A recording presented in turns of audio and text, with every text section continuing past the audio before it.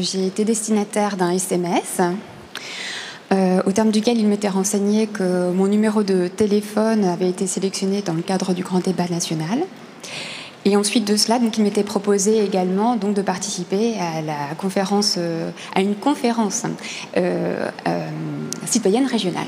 Ce à quoi j'ai répondu favorablement, tout simplement parce que j'estime qu'au-delà de revendiquer, eh bien, il faut être force de proposition. Voilà. Et donc vous avez été active. Comment se sont passés les débats ? J'y étais.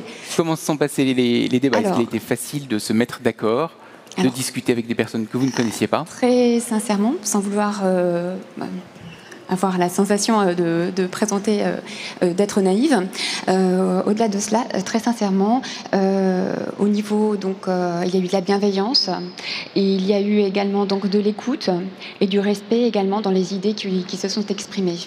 Et alors, vous avez une invitée surprise dans votre conférence ? Oui, ça fait partie des anecdotes. Donc,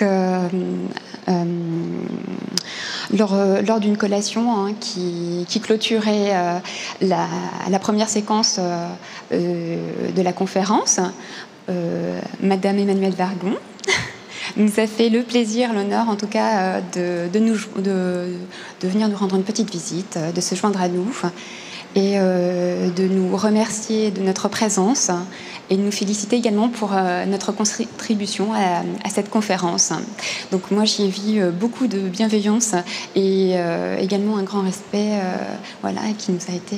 Donc des encouragements, mais bien sûr sans intrusion dans les débats que vous avez pu mener librement. Puisque c'était lors de la collation, donc c'était voilà, un moment de convivialité et de partage. Merci Aurélie. On va passer la parole à Tom. Jeunesse.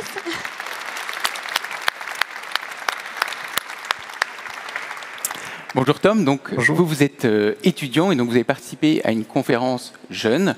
Comment ça s'est passé ? Est-ce que là aussi, tirage au sort, vous avez accepté spontanément ? De la même façon, donc j'ai reçu un SMS pour m'informer que j'avais été tiré au sort.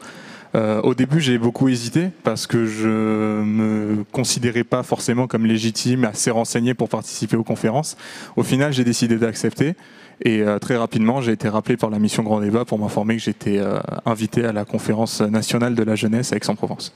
Et sur quel thème vous avez pu participer ? Est-ce que vous avez un exemple de proposition que vous avez formulée, que vous pourriez partager ce matin ? Tout à fait. Donc, on a tiré au sort nos thèmes au début de la conférence. Je suis tombé personnellement sur le thème de la transition écologique, qui était un de mes thèmes favoris, donc ça tombe bien. Ça tombait bien. C'est ça.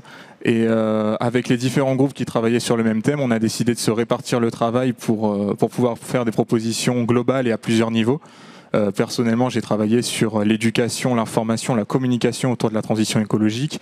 Et la proposition phare qui nous est venue à l'issue des débats, c'est une sorte de refonte du système scolaire, un parcours climat à l'école qui commencerait dès le plus jeune âge pour inculquer des pistes de réflexion, des pistes d'amélioration de mode de consommation, de mode de vie et accompagner tout au long du parcours scolaire, voire du parcours universitaire plus tard, les étudiants, les élèves dans la transition écologique pour qu'elle soit ancrée dans les valeurs qu'on transmet.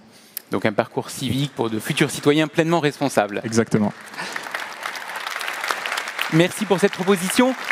Mais juste un dernier point, parce que je crois que vous avez pris la parole, vous avez aussi pris la plume à l'issue de cette conférence jeunesse. Effectivement, avec d'autres membres, d'autres participants à la conférence, dont certains sont présents dans cette salle aujourd'hui, on a décidé afin de...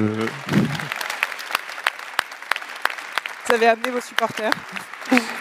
Afin de cristalliser à l'issue de 2 jours de débat, enfin d'un jour, de 24 heures de débat, pour cristalliser nos craintes, nos doutes, nos interrogations quant à cette conférence et à la continuation du grand débat, l'impact du grand débat, de rédiger une tribune. Cher gouvernement, ne laissez pas nos propositions tomber dans l'oubli, pour s'exprimer sur justement ces craintes, ces doutes, tribune que nous aimerions, Madame et Messieurs les ministres, vous remettre à l'issue de la conférence, si vous le voulez bien. Voilà. Donc je crois que vos propositions seront entendues. Merci pour votre engagement. Merci. Et j'espère que cette matinée répondra à vos attentes.